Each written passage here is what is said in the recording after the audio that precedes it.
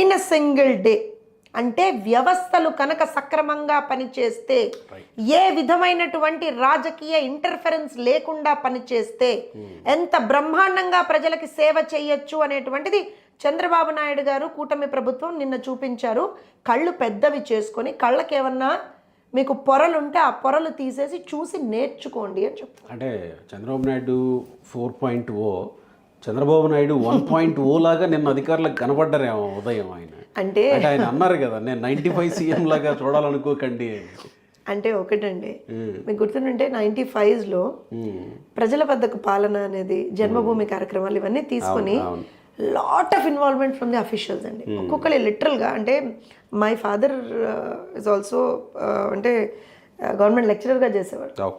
Every single government official, గవర్నమెంట్తో అసోసియేటెడ్గా ఉన్నటువంటి వ్యక్తి ఖచ్చితంగా గ్రౌండ్లోకి వచ్చి పని చేయాలి. వచ్చేసేవాళ్ళు. మేము అప్పుడు స్కూళ్ళల్లో ఉండి వీళ్ళందరూ వస్తుంటే, అరే మన దగ్గరకు వీళ్ళందరూ వచ్చేస్తున్నారు అని చాలా సంతోషంగా. అసలు ఎలా ఉండేదంటే, మీకు గుర్తుంటే, ఇఫ్ యూ రిమెంబర్, మా మావయ్య గారు ఎంఆర్ఓ అండి, రిటైర్డ్ ఎంఆర్ఓ ఆయన. ఇప్పుడు ఆ రోజున చంద్రబాబు నాయుడు గారు ముఖ్యమంత్రిగా ఉన్నప్పుడు, ఆయన ఎంఆర్ఓగా ఉన్నప్పుడు సింపుల్గా గ్రామాలకి బావులు తవ్వమని చెప్పేవారు, వెల్స్ తవ్వమని చెప్పేవారట.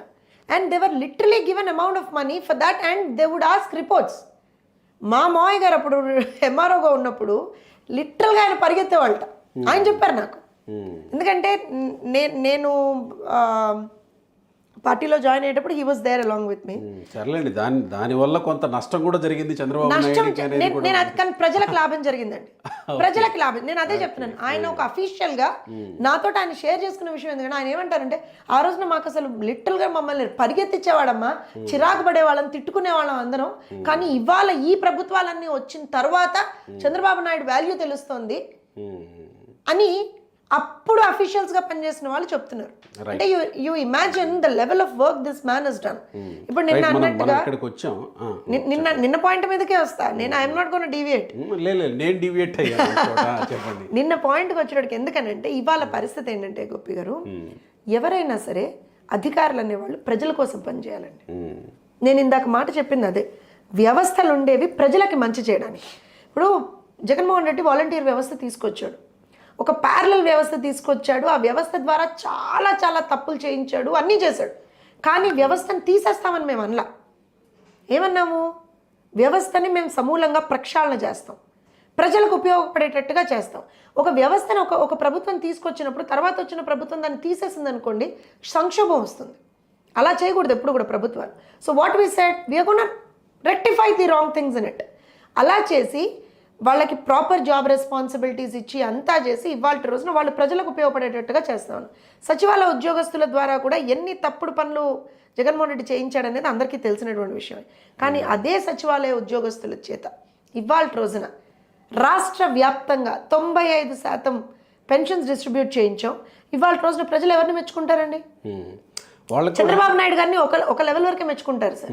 ఎవరిని మెచ్చుకుంటారు ప్రజలు చెప్పండి? వాళ్ళకి కూడా మనం ఉద్యోగస్తులనే మెచ్చుకుంటారా లేదా? వాళ్ళకి కూడా సంతృప్తి ఉంటుంది. నేను అనేది, మీరు కూడా ఇవాళ రోజున ప్రజల కళ్ళల్లో మీరు ఎంత, మీ స్థాయి ఎంత పెరిగిపోతుంది. అరే మీరు వచ్చి మా కోసం చేస్తున్నారు. పొద్దున్న 6 గంటలకు 5 గంటలకు వెళ్ళి సచివాలయ ఉద్యోగస్తులు ఒక్కొక్కళ్ళ ఇంటికి వెళ్ళి పెన్షన్ ఇస్తూ ఉంటే the level of pride they carry, వాళ్ళకి ఎంత గర్వం అండి. ఎస్, ఇవాళ రోజున ప్రజల ముందర మేము తలెత్తుకు పనిచేయగలుగుతున్నాం అనేటువంటిది వాళ్ళకెంత, అది that is increasing their stature sir. ఇవన్నీ వింటుంటే వస్తున్న కొత్త డౌట్, ఆల్రెడీ ఉన్నటువంటి డౌట్, వాలంటీర్ వ్యవస్థ అసలు ఉంటుందా ఉండదా సార్? నేను ఇప్పుడే దానికి ఎక్స్ప్లెనేషన్ ఇచ్చారు కానీ కంక్లూజన్ ఇవ్వలేదుగా. వ్యవస్థని తీసేయం, వ్యవస్థ ఉంటుంది కానీ ప్రజల కోసం పనిచేస్తుంది.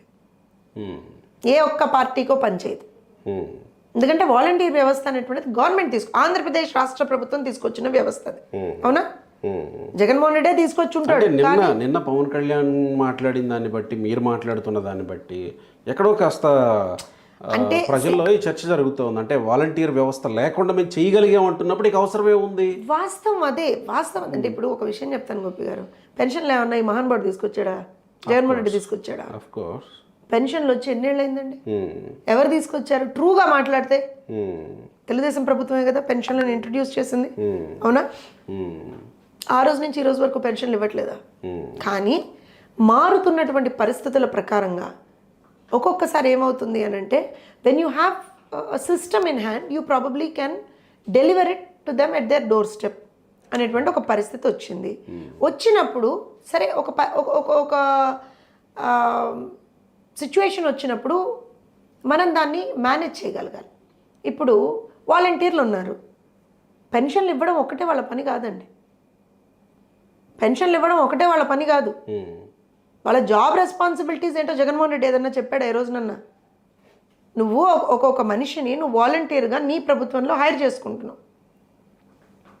గోపి గారు, మీరు ఒక జర్నలిస్ట్, ఒక పర్టికులర్ ఛానల్లో పనిచేస్తున్నప్పుడు మీకు మీ జాబ్ రెస్పాన్సిబిలిటీస్ ఉంటాయి కదా.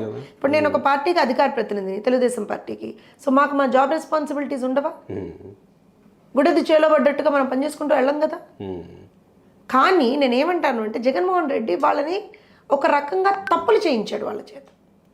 ఈ తప్పులు చేయించాడు అని మీరు మాట్లాడినా, మళ్ళీ డిప్యూటీ సీఎం మాట్లాడినా గతంలో అదేదో బయట పెట్టొచ్చు కదా. ఇప్పుడు మీరు అధికారంలోకి వచ్చారు కదా, మొదలవుతుందా? అధికారంలోకి వచ్చి అదే అడుగుతున్నారు, మొదలవుతుందా అని అడుగుతున్నారు. ఖచ్చితంగా మొదలైంది, ఖచ్చితంగా 33,000 మంది.